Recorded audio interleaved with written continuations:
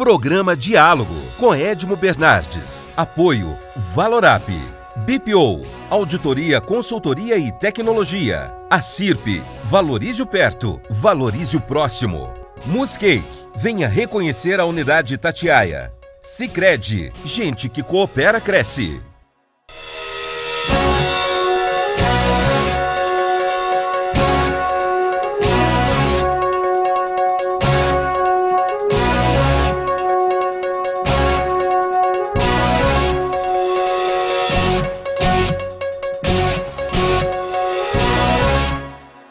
Olá, estamos iniciando mais um diálogo recebendo o Dr. Rodrigo Monteiro de Castro, advogado, doutor pela PUC portanto, coautor da lei do SAF, Sociedade Anônima do Futebol. Doutor, muito obrigado por falar conosco nesse tema que eu vou te falar uma coisa. Eu estou por fora, vou tentar aprender e tem tanta gente me pedindo para tratar desse assunto no programa, o senhor não sabe o galho que o senhor vai me quebrar. Prazer enorme, Edmo, estar aqui hoje com você. É uma honra para mim. Bom, a lei do SAF é do ou dá? Dá, que é a Sociedade Anônima do Futebol. Tá. Ela foi promulgada em agosto do ano passado, né? Na tentativa, quer dizer, na verdade tem várias coisas aí que ela tenta trazer benefício. Uma delas para que o futebol se transforme em empresa. Então, fica para esclarecer melhor isso. Vamos lá. A ideia surgiu mais ou menos em 2015, quando eu fui chamado para fazer um trabalho de revisão do modelo de governança do São Paulo Futebol Clube, um trabalho pro bono, inclusive.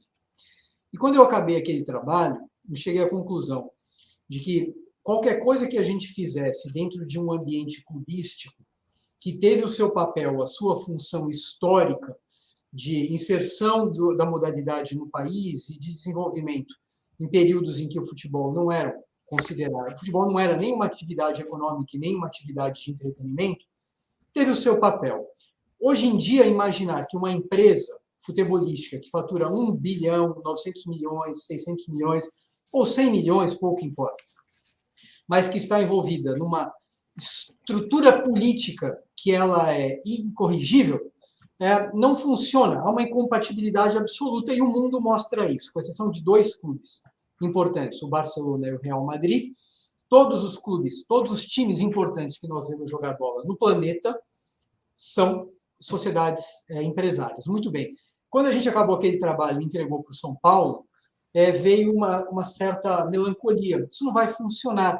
Pior, Edmo, falar em governança, compliance, ESG, dentro dessas estruturas que estão corroídas, é como legitimar todo este processo que não tem mais como ser resgatado. Então, neste momento, eu e um outro advogado, José Francisco Mansur, estudamos 25 países, os modelos adotados em mais ou menos 25 países, e sugerimos, e depois de estudar também o Brasil profundamente, o que tinha acontecido a partir da Constituição de 88, olhando a Lei Pelé, a Lei Zico, a Lei do Profut, a gente fez uma proposta de anteprojeto de lei que, basicamente, para o seu público compreender, é o seguinte: ao invés do que foi feito na Lei Zico e na Lei Pelé, em que a lei dizia o seguinte: clube, vira empresa, e deixava para o clube todo o ônus de como fazer, de que forma fazer, qual é a regulação, e para o investidor, da mesma forma, entrar neste ambiente sem saber de que modo fazer. Em outras palavras, essas 2 leis que tiveram seus méritos, elas tentaram, mas elas jogavam todos numa selva, sem nenhuma lei, que a gente entendeu. Não vai ser desta forma que vamos conseguir criar um ambiente. Rodrigo, só te somando aí, faltou só a gente dizer o seguinte, e ainda tirar a paixão daqueles que estão no futebol, dizer assim, estou perdendo o poder, né? Quer dizer, essa diretoria azada aí, eu não estou falando em corrupção especificamente, mas tem também, né? Mas, vou perder o poder. Como é que vou perder o poder? Você tem razão. E o que aconteceu foi, na década de 90, o ambiente era outro, né? Os times europeus ainda não estavam com este processo evoluído. No Brasil existia ainda uma entidade centralizadora, a CBF, muito forte. O hiato entre o principal time e os de baixo não era tão grande como a gente vê hoje, Flamengo faturando R$ 1 bilhão e São Paulo 400 milhões. Veja, o Flamengo é uma vez e meia maior do que o São Paulo todo ano. Quando você soma isso em 5 anos, São Paulo não tem como competir com o Flamengo, como não vai ter como competir com o Palmeiras. E não tinha liquidez mundial também. Né? Pô, doutor, pega aí, eu vou recorrer ao seu avô. E o comercial, como é que vai competir com o Flamengo, então?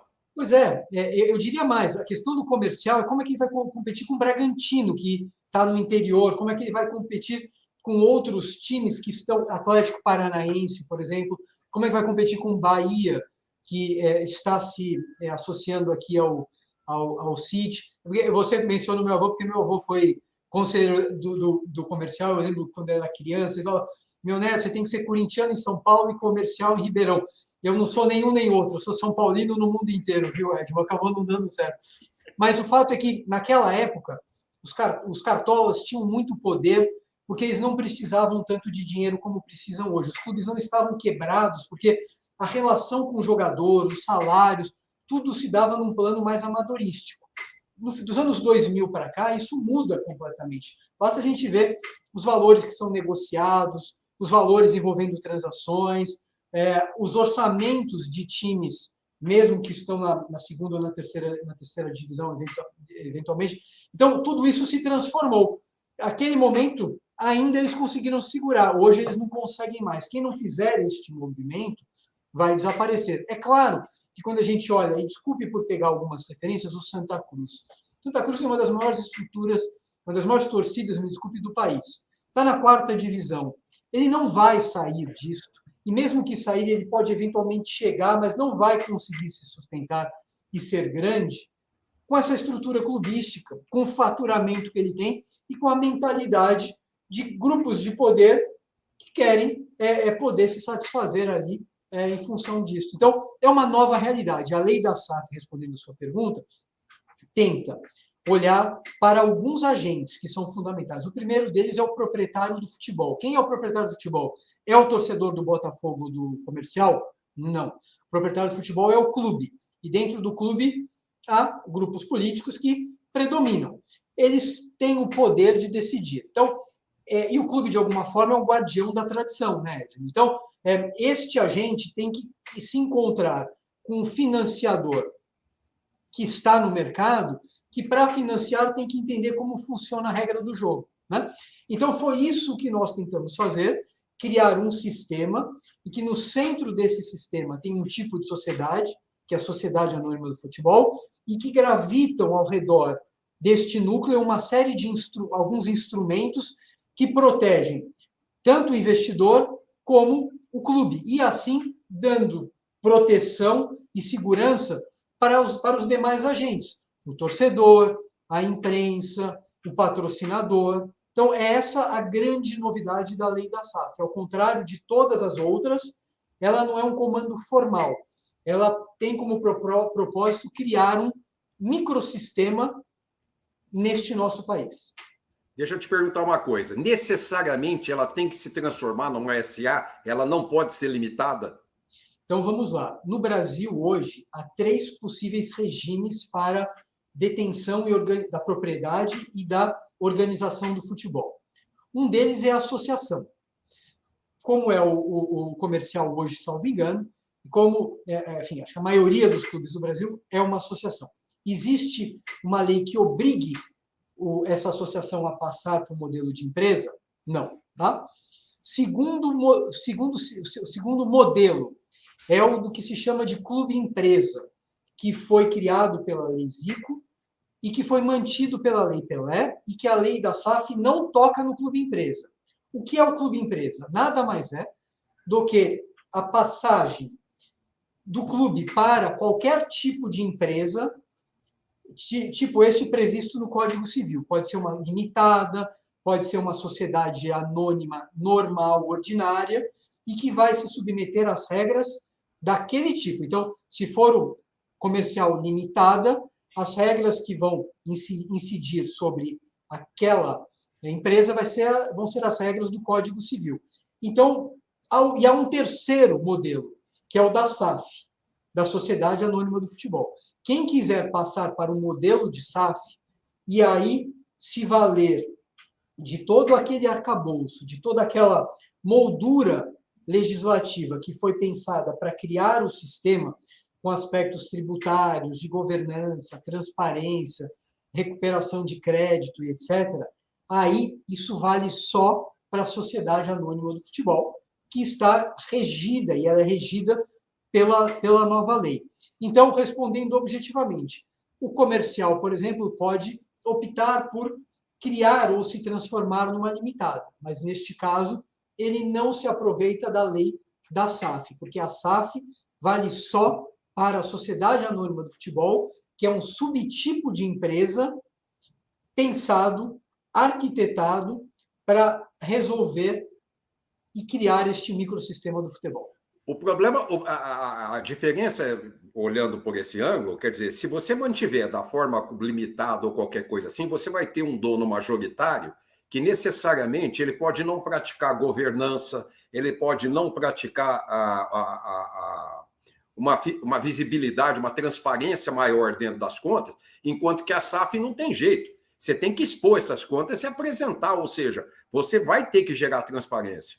É isso. Por exemplo, a lei da SAF prevê, olha que aspectos interessantes. Primeiro, enquanto o clube tiver uma participação que ela é decrescente, ele tem poder de veto sobre várias matérias. No limite, se o clube tiver uma única ação, imagine que o capital de uma SAF seja de 1 bilhão de ações.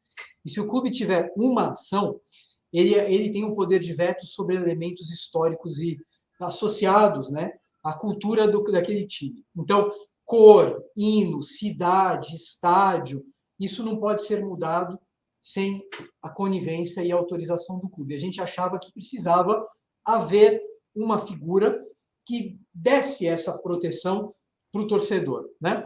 Por outro lado, ao se constituir a SAF, os atos que envolvam assembleia de acionistas, conselho de administração, todos têm que ser publicados no sítio eletrônico da SAF, transparentes. Outro aspecto muito importante, a gente entende que uma lei societária, que mexe com o direito societário, não pode dizer que o brasileiro tem direito de investir e o russo não, ou que o russo sim e o ucraniano não. Mas o que essa lei deve fazer, e a lei da SAF fez? Se houver um investidor, pessoa jurídica, com mais de 10% do capital, o que não é muito, esta pessoa jurídica tem que revelar quem é o beneficiário final. A pessoa física, que é a dona deste investimento. Porque aí os associados vão poder decidir se eles querem ser sócios do Kia ou não. Eles vão saber que é o Kia, ou é o Abílio Diniz, ou é o Berlusconi, sei lá quem é, né? Então, é uma série de instrumentos que são inovadores no âmbito do futebol, e mais do que isso, a gente olha muito, a gente atua muito aqui no mercado de capitais. Então, a gente foi olhar as práticas que são estimuladas no ambiente de mercado e que são responsáveis por atrair recursos, por dar confiança, transparência, e a gente subiu a régua. Mas a gente subiu num nível que ele é praticável, porque não adiantava nada a gente criar algo que não fosse factível. Ao contrário, né? Deixa eu chamar o intervalo rapidinho, voltamos daqui a pouco. Até já!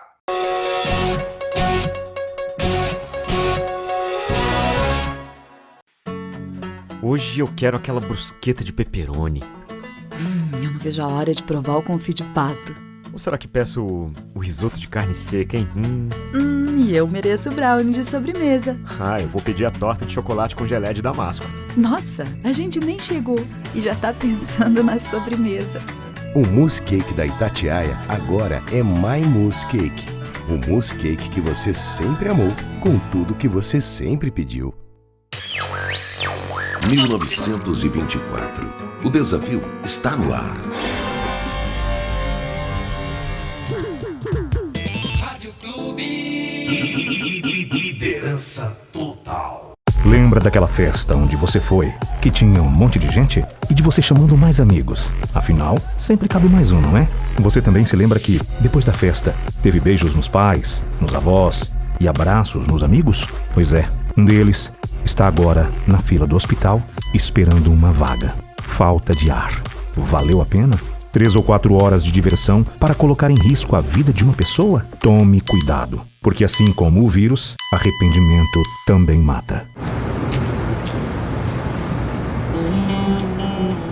Em vez de ficar sonhando com dinheiro, pense em mim, poupe em mim, guarde din-din, meu amigo parceiro. Vamos pegar o primeiro milhão, com destino à felicidade. A felicidade é poupar no Sicredi. Poupança premiada Sicredi. Economize todo mês e concorra a milhões em prêmios com destino à felicidade.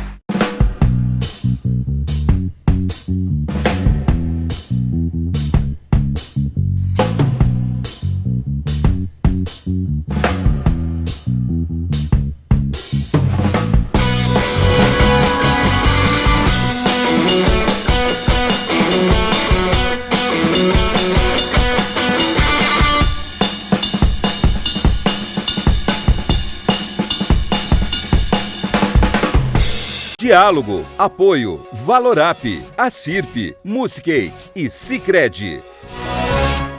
Estamos de volta com o segundo bloco, recebendo o coautor da Lei da Sociedade Anônima do Futebol, o Dr. Rodrigo Monteiro de Castro, a quem novamente agradeço. Rodrigo, a SAF também, transformamos o clube em SAF, foi aprovado no Conselho, fomos na junta comercial, fizemos todo o procedimento, temos uma tributação mais vantajosa por ser SAF. Tem. O futebol, eu acho, ou melhor, o cartolismo, né? Essa é uma expressão que a gente cunhou aqui nos livros, ele sustentava com base em alguns dogmas, né? Um dos dogmas era o brasileiro não vai aceitar que o seu time tenha um dono, mas tem, que é o clube, portanto, um cartola, né? E eu acho que o mundo já resolveu isso. Basta ver que o Manchester City, há 10 anos, era um time de segunda divisão e hoje é o segundo time mais valioso do planeta, e muitos outros, né? Com exceção do Real e do Barcelona, todos os times que nós vemos jogar são sociedades empresárias e têm donos com maiores ou menores participações. E outro exemplo, o outro dogma era o da tributação. O que se dizia, Edmo, é que o futebol ele é deficitário ou ele não gera resultados, e se tiver que pagar tributo, é melhor não, a atividade ela não consegue sustentar. É uma grande mentira, de duas uma. Ou o futebol, de fato, ele é inviável economicamente, e aí o Estado teria que falar, como ele nunca vai dar dinheiro, isso é um problema de Estado, eu vou bancar tudo isso, que não faz o menor sentido, ou a gente tem um problema interno de governo, de governação, que impede uma associação, ela não pode se financiar no mercado, ela não tem como captar recursos no mercado. Então, os cartolas, eles se fecham em pequenas receitas, despesas crescentes para poder disputar um campeonato e vão empurrando com a barriga à espera de que o governo salve com um parcelamento ou coisas desse tipo. A partir que você muda a lógica, e a lógica passa a ser a de obter resultado, ter eficiência, trazer investidor, criar novos produtos, criar sensações, sua receita é galopante. Como o Bragantino está demonstrando. A receita do Red Bull Bragantino ano passado ela é maior do que muitos dos times considerados gigantes do Brasil. É incrível. O resultado está aí. Mas, como se sabia que o futebol, em primeiro lugar, há 140 anos, tem um regime privilegiado de não tributar quase nada, né, de quem paga a conta somos nós, contribuintes, e que isso serviria para impedir a criação deste ambiente que vai gerar empregos, riquezas, e tudo mais. E segundo lugar, porque a gente achava que precisava mesmo de uma transição. A ideia não seria pegar um leãozinho que nasceu em cativeiro e jogá-lo no meio do Serengeti, na África, né? Não, o clube está em cativeiro há 140 anos, não pagando tributo, o processo tinha que ser um processo também que induzisse a passagem. Com isto, se criou um regime especial que prevê o seguinte, que a SAF passa a pagar tributo, coisa que o clube hoje não paga. Ela vai pagar com base na sua receita. Entrou dinheiro em caixa, todo mês ela tem que fazer o recolhimento. A alíquota é de, inicialmente, 5% de toda a receita, né?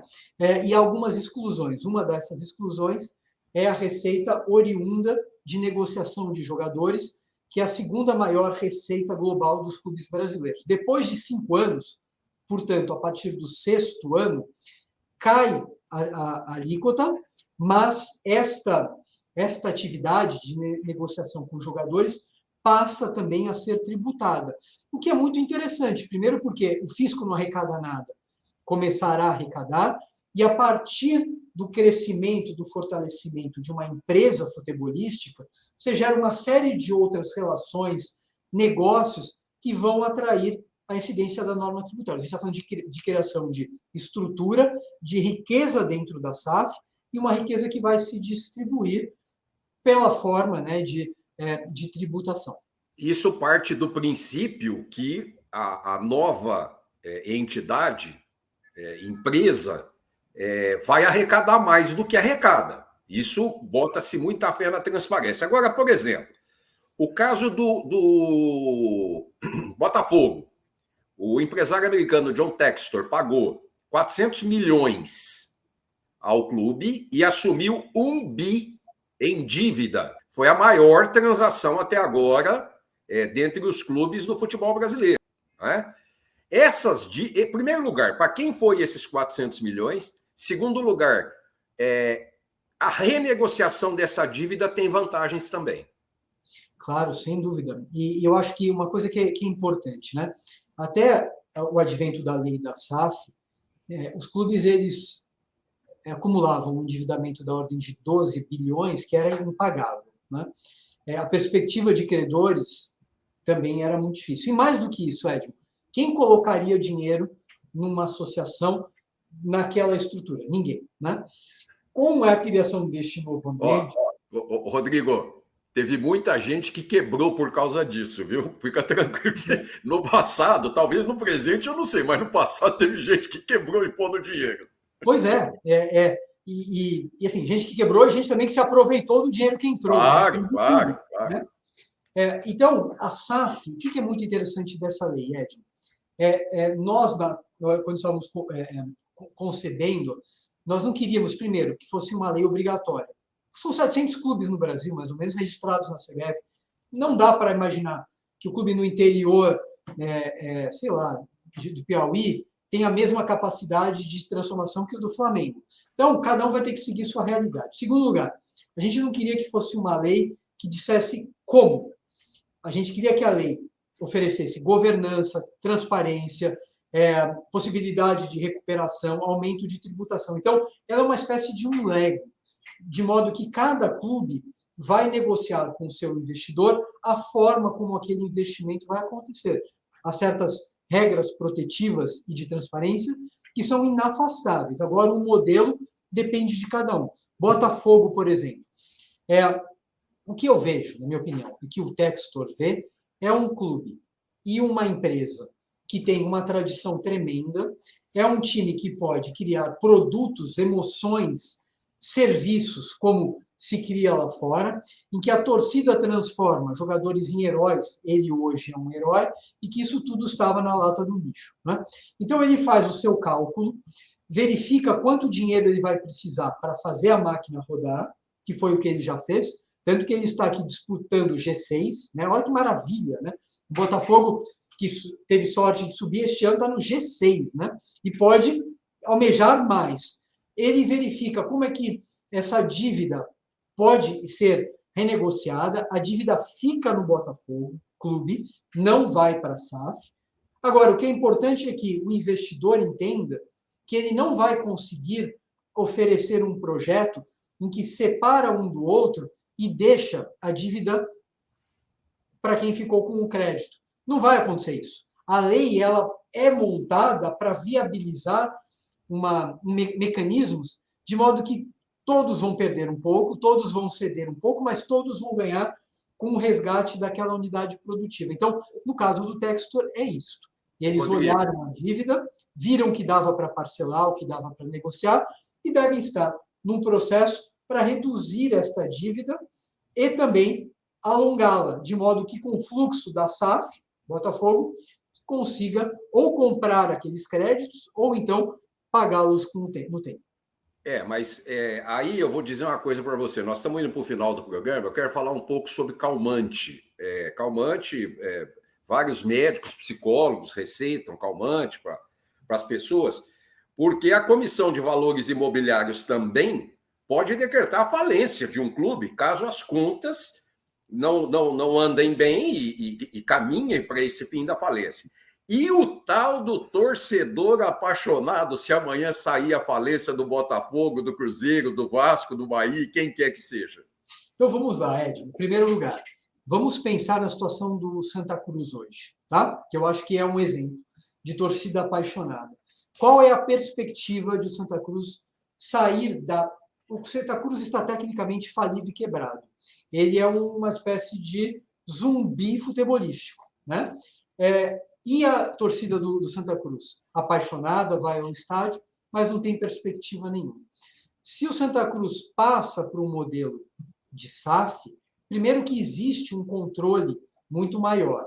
Existem formas de responsabilizar as pessoas que tomam decisões contrárias à lei ou ao estatuto. Quando existe uma atividade empresarial, o credor ele não quer quebrar, porque para ele é difícil também receber o crédito. Ele vai olhar todos os movimentos que estão sendo feitos para fazer com que aquela atividade ela resista. A quebra é o último dos elementos, mas mesmo que quebre, Edmund, e a gente pega, por exemplo, o caso do Glasgow Rangers, que hoje se chama só Rangers, que estava disputando a final de uma Copa Europeia, há mais ou menos 10 anos, ele quebrou. Teve que voltar para a 4ª divisão com outros donos. Agora, o ativo, a marca, ela não deixa de existir. Se você imaginar, por exemplo, para pegar o seu time, eu imagino que seja o seu time, o comercial. Se alguém eventualmente fizer uma operação com comercial, você acha que alguém vai querer o comercial de Ribeirão Preto para levar para Manaus? É claro que não. A relação é histórica, está aí, a torcida está aí, os ativos estão aí, a possibilidade de soerguimento está aí. Então, o problema não é o dono, o problema é o projeto de empresa que se oferece. Então, a quebra por uma marca empresarial, ela tem uma destinação. Quem eventualmente quiser levar a marca que pertence a um clube, vai justamente para a Soerguer. Azul e Branco, por exemplo, na Colômbia, quebrou e volta como uma companhia e se torna de novo um time relevante. Então, não é uma coisa agradável, não é uma coisa gostosa, mas a quebra não quer dizer que o torcedor deixará de ter a possibilidade de torcer pelo seu time. Talvez, em algum caso, seja até a solução. Quero profundamente agradecer o Rodrigo Monteiro de Castro. Eu acho que a gente deu uma boa pincelada na lei da SAF e, oportunamente, eu vou recorrer ao Dr. Rodrigo novamente, se for necessário, para a gente trazer mais esclarecimento para o nosso telespectador. Doutor, muito obrigado e até a próxima. Os agradecimentos partem de mim, foi uma honra enorme, Edmund. Estou à sua disposição. Pessoal, semana que vem estamos de volta com outro diálogo. Até lá! Programa Diálogo com Edmo Bernardes. Apoio Valorap, BPO, Auditoria, Consultoria e Tecnologia. A CIRP, Valorize o Perto, Valorize o Próximo. Muscake, venha reconhecer a unidade Itatiaia. Sicredi, gente que coopera cresce.